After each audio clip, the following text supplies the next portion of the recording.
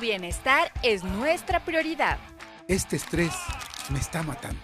Cuidarte hoy es vivir tranquilo mañana. En Pichincha Humana, la salud nos importa. Consultas desde $4 para toda la familia. Te ofrecemos servicios de calidad en fisioterapia, traumatología, acupuntura, mamografía, ginecología y mucho más. Porque sentirte bien es vivir mejor. Agenda tu cita en 1-800-P por ti, Prefectura de Pichincha. Buenas tardes, buenos días, buenas noches, depende de a qué hora nos están viendo. Somos colectivos y estamos contentos de poder presentarles un nuevo programa desde la coyuntura nacional.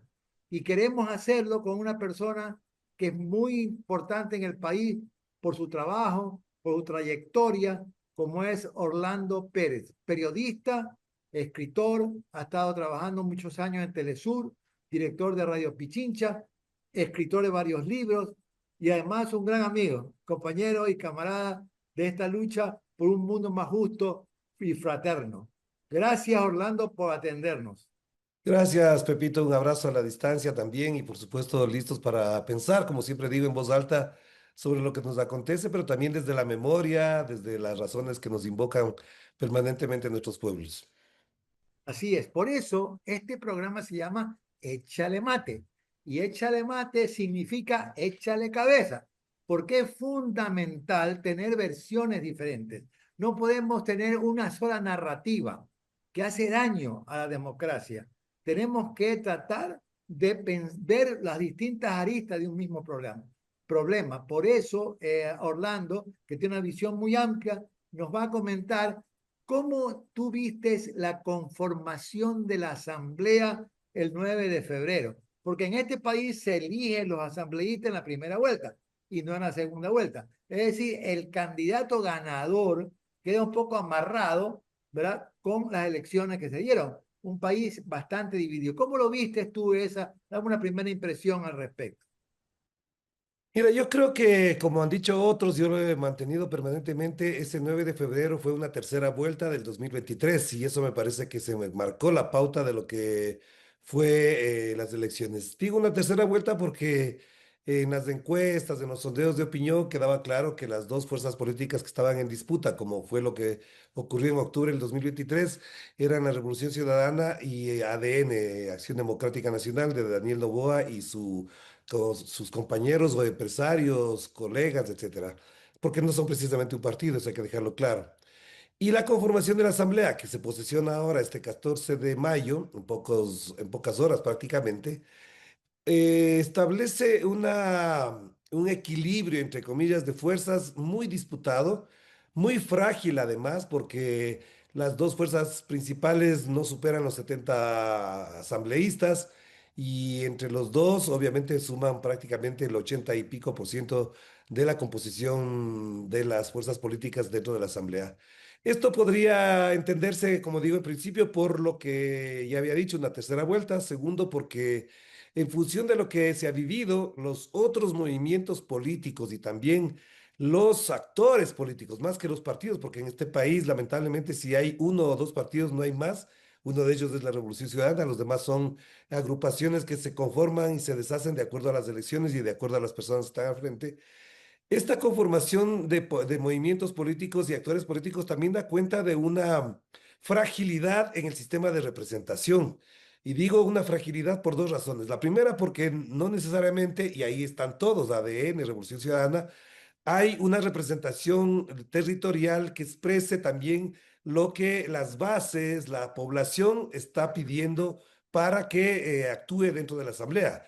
Me explico de otra manera. Hay poblaciones en las que incluso se han instalado candidatos y que después han ganado que ni siquiera los conocen en su territorio y la gente vota nominalmente en general por la sigla, por el movimiento, si es Revolución Ciudadana, si es ADN, independientemente de lo que esté pasando con cada una de sus listas. Y eso me parece que también acarrea varios problemas. Y un tercer elemento que a mí me parece que es fundamental, esta fragilidad en la representación y este equilibrio en la asamblea da cuenta también de un problema que se ha vivido ya en los últimos años y que se quiso de alguna manera reparar con una ley para castigar el transfugismo político, es decir, el camisetazo, el cambiazo, como lo dicen en otras partes del mundo.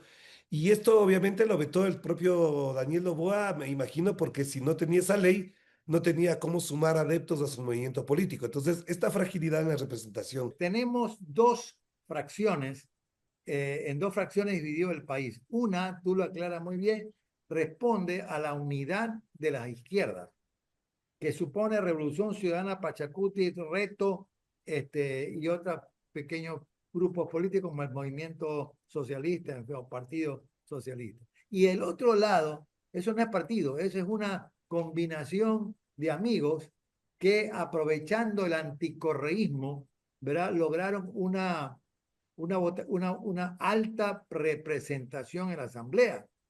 Eso justamente hace notar lo que tú estás diciendo, una fragilidad tremenda en los principios y criterios que se van a empujar desde la Asamblea. La Revolución Ciudadana, un partido de izquierda, un partido claramente con un proyecto de país, y los otros de acuerdo a las condiciones y las posibilidades de hacer negocio, es mi impresión. Es decir, porque esta gente en general, esto me recuerda a mí hace muchos años, cuando yo era mucho más joven, que los amigos decían, oye, tú te metes en política. Claro, hermano, si ese es un negocio, es el negocio de la política. Vamos al gobierno, es a buscar réditos económicos. Punto. Ahí no hay partido, no hay ideología, no hay nada.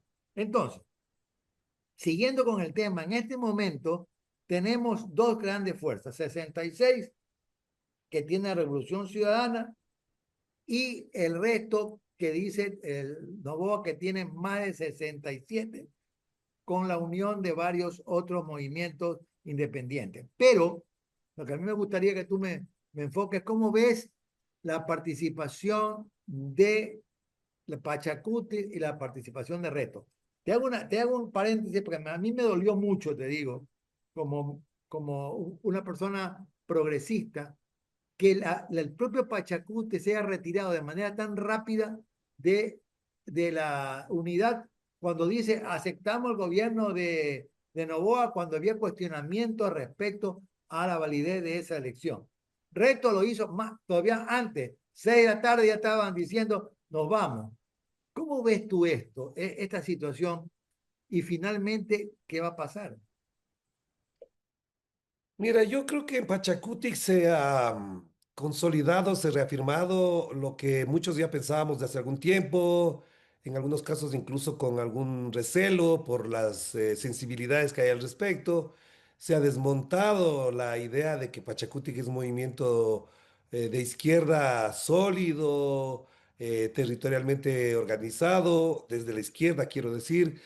Y me parece que ahí ha ocurrido un fenómeno bastante extraño para algunos, para otros no es nada extraño, de una consolidación de un conservadurismo en función de los intereses que están representando o a los que han sido cooptados determinados líderes del movimiento indígena. Me refiero a Lourdes Tibán, que nunca creo que ella ha profesado algo de izquierda, me refiero a Marcelino Chumpí, me refiero a Salvador Quispe, a Marlon Santi, entre los que recuerdo, pero me parece que ese es un problema grave que lo tiene que asumir el movimiento Pachacuti al interior. Y segundo, me parece que también hay una disputa muy fuerte de ciertos sectores emergentes, sobre todo de jóvenes, que lo ha liderado en los últimos años Leonidas Issa, con mucha solvencia, además con mucha capacidad.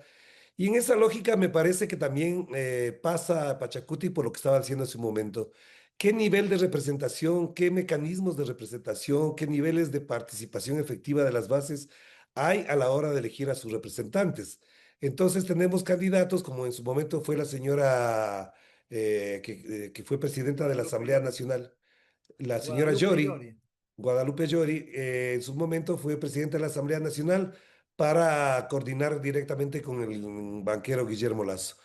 Y esto, digo, me da mucha pena porque no es que ellos ganan algo con eso. Individualmente sí.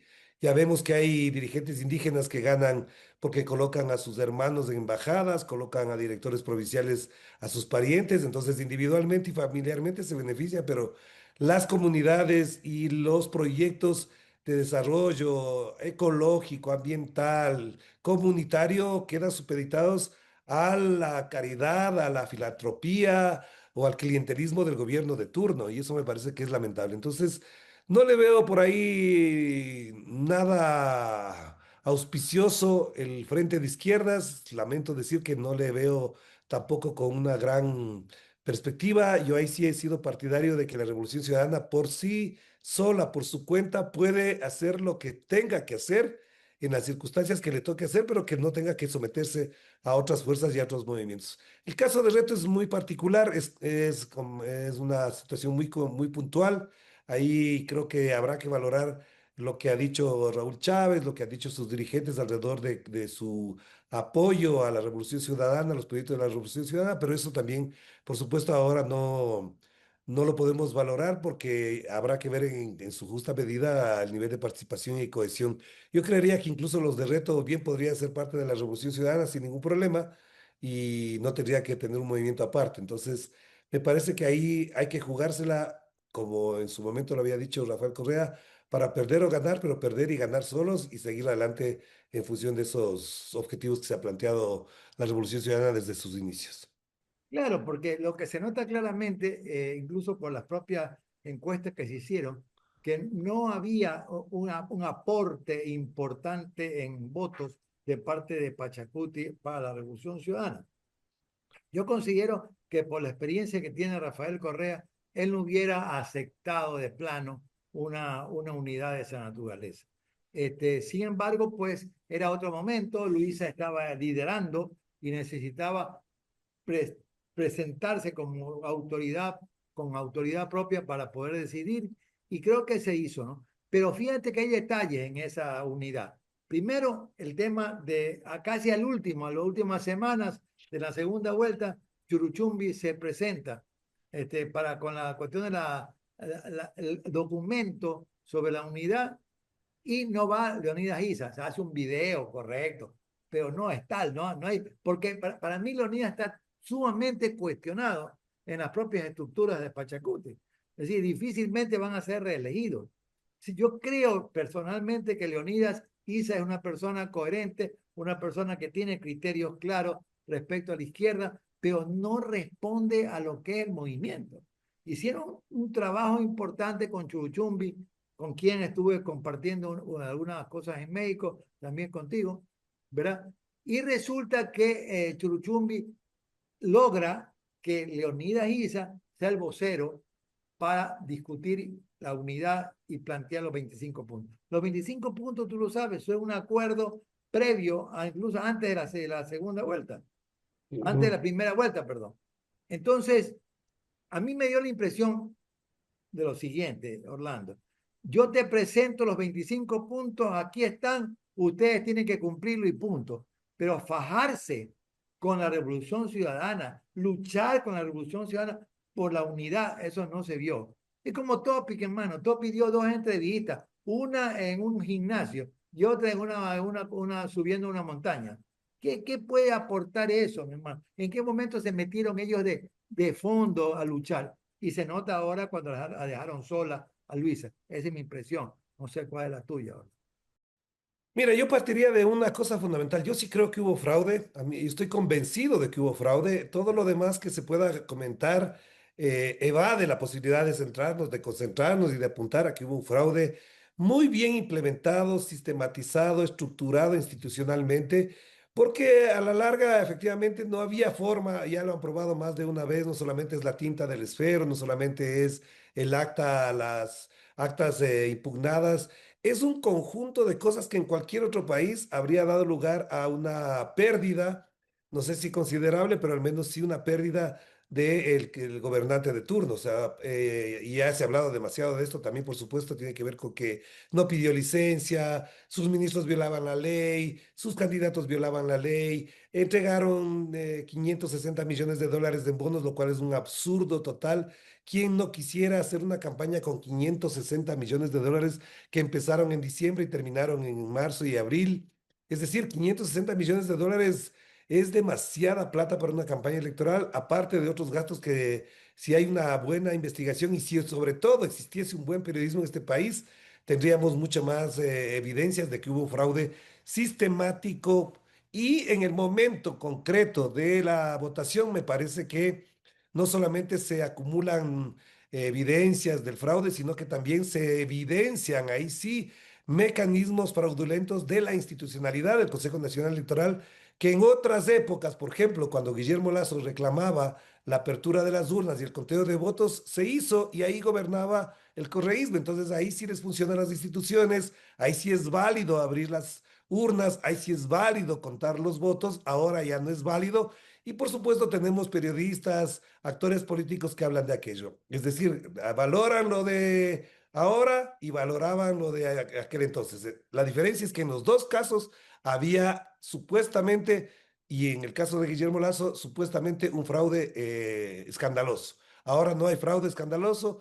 Y encima de eso hay que acotar algo que es muy importante. Quieren por dos vías acabar, desaparecer a la Revolución Ciudadana y en particular, esta es la otra vía, asesinar la reputación de Rafael Cáceres y de las oligarquías y lo hicieron en su momento también con el Rodrigo. Yo creo que incluso estamos a puertas de celebrar el 24 de mayo y he estado leyendo algunas cosas al respecto y esta comparación que a alguna gente le puede parecer exagerada o fuera de tono, es lo que este país ha vivido, es decir, cuando grandes líderes como Simón Bolívar, como Eloy Alfaro, como Rafael Correa impugnan, cuestionan o al menos desestabilizan al poder oligárquico, no tienen límite para destruirlo, para acabarlo y aniquilarlo. Simón Bolívar es uno de los más grandes luchadores de la historia, pero en esa época, si tú revisas los periódicos, los escritos entre 1822 y 1830, obviamente hay una masacre, hay un asesinato,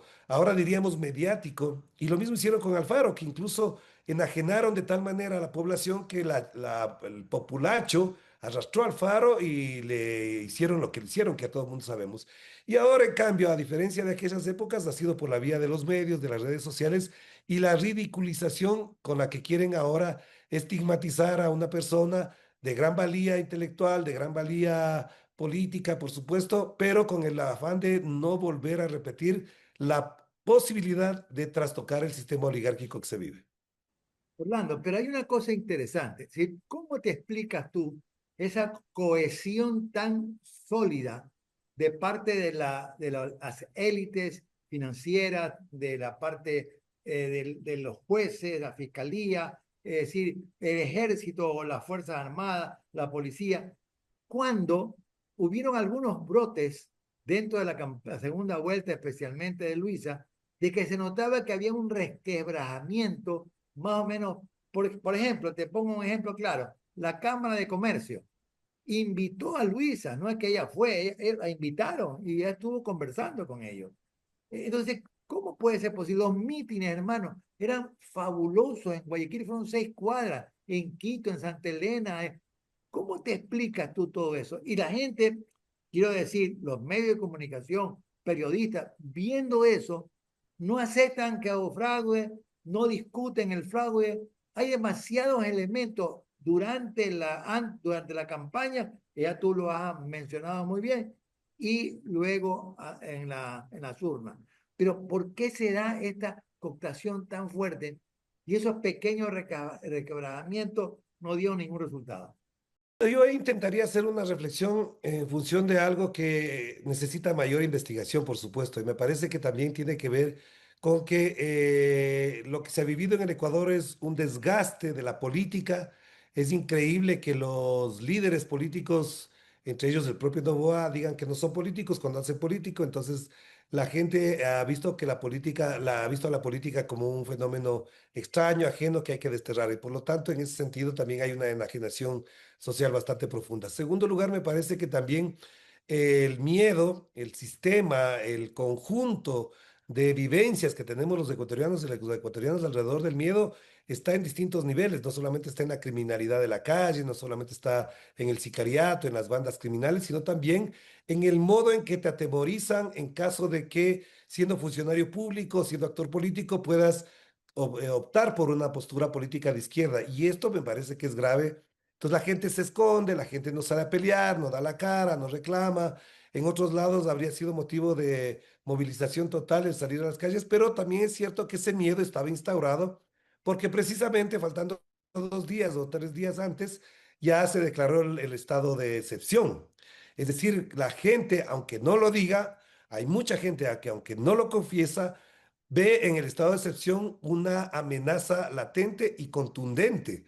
Esto lo he dicho en varias entrevistas, en varias conversaciones. Esa amenaza estaba dada porque si había una mínima movilización el día domingo por la noche, podía haber sido desbaratada y haber sido motivo para la represión y la detención de muchas personas que incluso viven de su sueldo y eso ya a alguna gente le atemoriza.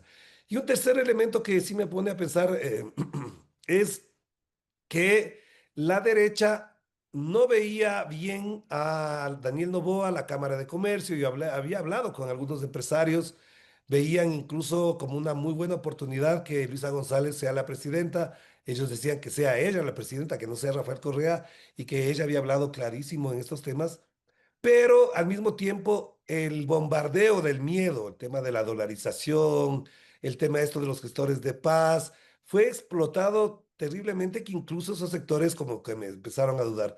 Pero también la otra parte con estos sectores empresariales es que a ellos les conviene pactar, tener un presidente con el que puedan en alguna medida arreglar sus cuentas, tratar de desmontar la Constitución de Montecristi y con eso creer, aunque yo no creo que eso vaya a pasar, creer que ellos van a mejorar su situación económica. No creo, porque el país en términos económicos está muy mal. Así es. Bueno, volviendo al tema de la asamblea, el 14, o sea, el miércoles, se instala la asamblea. Hay la posibilidad de que el gobierno con Daniel Noboa haga mayoría. Y esa mayoría supondría poner a Anabel Asín, su mamá, en la presidencia de la asamblea, de tal modo que todo estaría cooptado y todo estaría blindado. ¿Tú crees que eso es posible ante los ojos del Ecuador, del mundo? Es una barbaridad, me parece, desde el punto de vista democrático. Se pierde Bueno, completamente la fiscalización, todo, ¿no? mira, tengo entendido, porque he conversado con algunas personas de allegadas a ADN, algunas que trabajan en el gobierno, que Anabel Asino sería la candidata, que va a ser el señor Olsen, es ministro de Turismo del gobierno, muy allegado, muy amigo personal de Daniel Noboa. ¿Por qué? Porque hay unas razones de orden incluso pragmático. La señora Sin no tiene lo mismo que hizo en su momento en la Asamblea Constituyente. No te olvides que ella fue elegida para la Asamblea Constituyente y no creo que fue ni a 2 o 3 sesiones. Es decir, gana las elecciones porque arrastra una imagen, la gente se deja convencer, creen que la señora Anabel Asín es la gran representante de unos sectores de ternura infinita, etcétera, y por eso votan por ella, pero cuando ya la eligen, ella se hace a un lado. Es decir, solamente sirve para arrastrar a la votación de la lista. Entonces, ahí hay un fraude también con respecto a la gente, porque no solamente se hace fraude cuando te roban los votos, sino que también cuando te eligen y después te haces el loco y te vas para otro lado.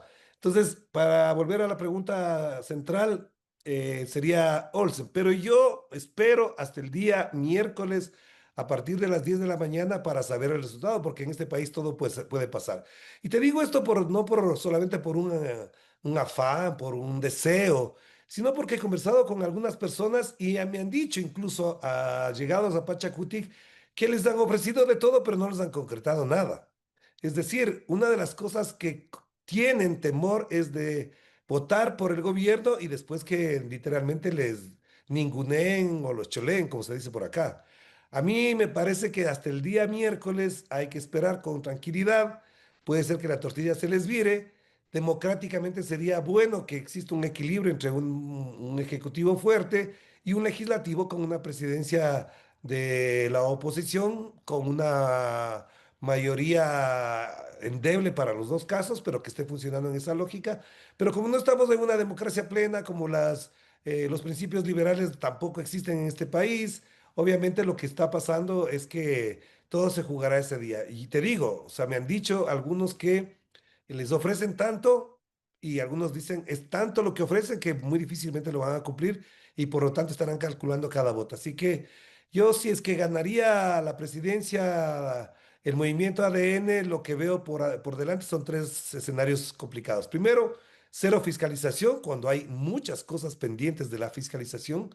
Una legislación que coloque temas alrededor de un proyecto neoliberal muy ortodoxo, clásico. Y tercero, vería obviamente una disputa a la interna de la Asamblea para deslegitimarla y de alguna manera con eso justificar, por ejemplo, el llamado a la Asamblea Constituyente, que cada día o cada vez le veo menos posible en función de lo que han dicho sus propios actores.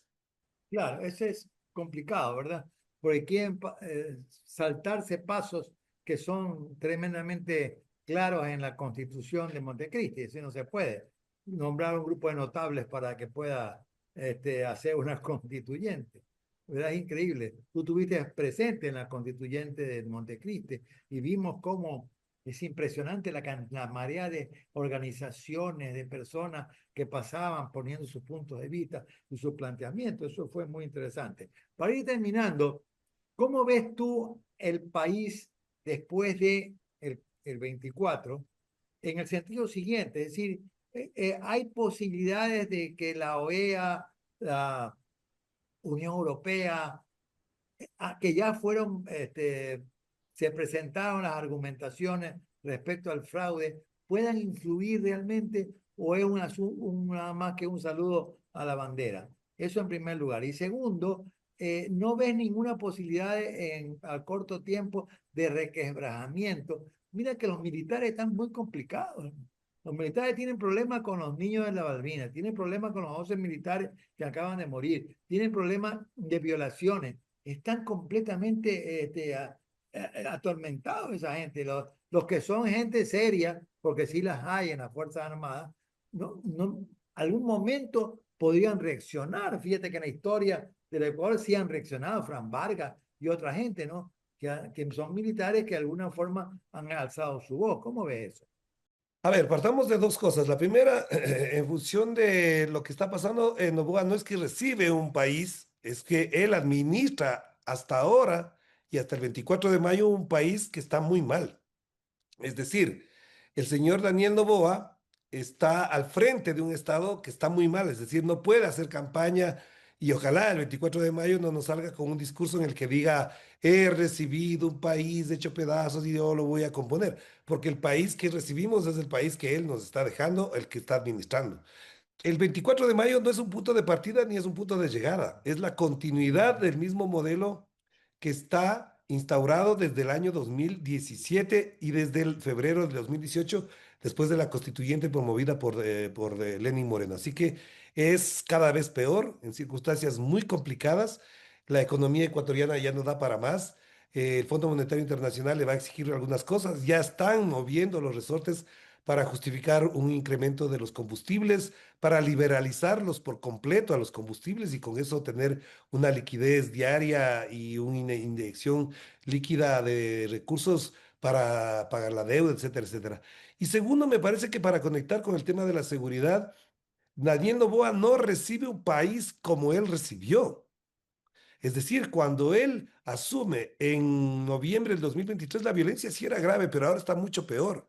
Es decir, él tampoco nos puede decir el 24 de mayo en el discurso de nueva posesión que él recibe un país hecho pedazos en el campo de la seguridad, porque efectivamente él es el responsable, él fue el presidente de la gestión de los últimos casi 2 años. Es decir, aquí hay una paradoja, que él gana las elecciones a partir de una gestión pésima en temas de seguridad y una gestión pésima en relación con la lucha contra el crimen organizado, pero al mismo tiempo creo yo que las Fuerzas Armadas, la policía, no van a tener grandes sacudones ni grandes cambios porque efectivamente quien gobierna ahora va a ser el que gobierna después del 24 de mayo. A mí lo que me preocupa es que en función de todas estas cosas, lo que se agudice es la represión indiscriminada, un llamado a la guerra total, un llamado a la guerra absoluta, que ya en su momento lo hizo en México el señor Felipe Calderón con graves consecuencias, no solamente para la población, sino para la economía, para las Fuerzas Armadas, lo que tú mencionas de los 11 de militares asesinados, es solamente una evidencia de lo que puede pasar cuando no tienes el control de territorio, cuando has sido infiltrado, cuando has sido tratado de tal manera que no puedes ni siquiera tener una estrategia clara y muy bien pensada de ataque a algo que no está a la mano, que es la minería ilegal. Es decir, a mí me parece que ese es un tema fundamental. Entonces, para cerrar, yo creo que lo que se viene es peor, lastimosamente es peor, y yo incluso en esa lógica creo, me atrevo a decir, que algunos sectores económicos, productivos, intelectuales, académicos y uno que otro medio de comunicación tomarán distancia, harán como de la vista gorda hasta cierto punto, pero esto me recuerda, y tú te vas a acordar más que yo, por supuesto, y lo vivimos prácticamente en esa época, cómo llegó Yamin Maguad. Yamin Maguad llegó con un consenso político bastante alto, con un apoyo inmenso de los medios de comunicación y no duró ni año y medio, a pesar de firmar la paz, a pesar de decretar la dolarización, y se cayó, y no se cayó precisamente por factores económicos, sino por factores incluso de orden político y personal. Entonces, por lo tanto, a mí el que ahora creamos que hay una mayoría enorme a favor del gobierno, eso no es cierto. Si fuese ciertas las cifras del Consejo Nacional Electoral, incluso sabiendo que hubo un fraude, ese 45% de la población votó por un proyecto antineoliberal, votó en contra del neoliberalismo, votó en contra de las políticas de seguridad del gobierno de Daniel Noboa, votó en contra el modo en que administra el Estado, votó en contra de la manera que ha manejado, por ejemplo, todo el tema internacional, la política internacional en general. Es decir, a mí me parece que después del 24 de mayo habrá sectores que tomarán distancia y veremos ahí sí hasta dónde efectivamente gobierna un estadista, un joven político o gobierna una embajada. Y un candidato a dictadorzuelo, ¿no? Es, apoyado y pensado, creado toda esta estrategia desde la Embajada de los Estados Unidos, básicamente. Mira, Orlando, muchas gracias. Yo creo que amigos de colectivos y de Échale Mate, la coyuntura del país siempre nos trae novedades y esto es el que está planteando Orlando con mucha inteligencia y criterio, nos da lugar a pensar que las cosas no son estáticas, que vamos a seguir creciendo, avanzando con problemas y se van dando circunstancias que van a cambiar y que van a generar un giro cada vez más interesante en función, ojalá, de lograr volver a un país en desarrollo y un país con libertad y con una justicia y una seguridad que todos anhelamos. Muchas gracias, Orlando. Tu aporte es muy importante. Grandes amigos que nos reunimos por medio de esta plataforma y realmente nos sentimos felices de poder compartir con todos los amigos y compañeros del colectivo y los amigos también de Orlando, que ahora lo escucharán también en colectivo. Gracias, Orlando. Estamos gustosos en estar contigo. Un abrazo. Tu bienestar es nuestra prioridad. Este estrés me está matando. Cuidarte hoy es vivir tranquilo mañana. En Pichincha Humana, la salud nos importa. Consultas desde $4 para toda la familia. Te ofrecemos servicios de calidad en fisioterapia, traumatología, acupuntura, mamografía, ginecología y mucho más. Porque sentirte bien es vivir mejor. Agenda tu cita en 1-800-P por ti, Prefectura de Pichincha.